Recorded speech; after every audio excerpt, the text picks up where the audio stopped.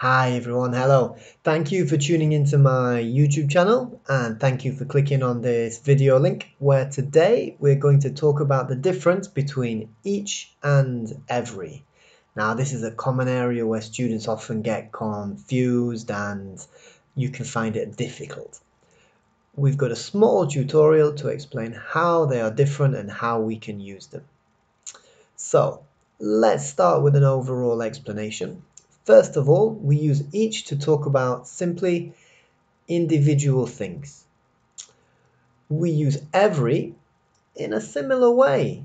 Again, we're talking about single things, but we use every to talk about single things, individual things inside of a group. Now, I know that sounds a little difficult, so let's have a few examples. If you see my little chart to the side here, you can see there's a picture of a football game. I took that picture and I made it into a nice cartoon, and that's a football game in Stuttgart. So I'm going to use football as my example, because I love football. You can say that every player in the team wears red. Now we're looking at all of the players. They're individual people, but they're inside the team. You would use each to talk about the individual player and something that's unique about them. So we can say each player has a different number on his shirt because each player has a different one. It's not the same. The same way if we talk about a class at school or university, every student must come to class. Each student must do his or her homework.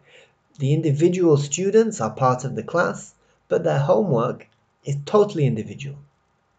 We have another one. If we say every house on this street has 2 bedrooms, that's the houses as individual things, but inside a unit, and that unit is the street. Each family decorates their house differently. The houses on the street are all the same structure, they all are based on the same idea of building, but each family looks at it individually. Let's have a look at, I think, our last example for today, and let's do a good one. Let's do one that's very common for all of us to use. You could say every episode of this show is available on Netflix, but each episode has a different story.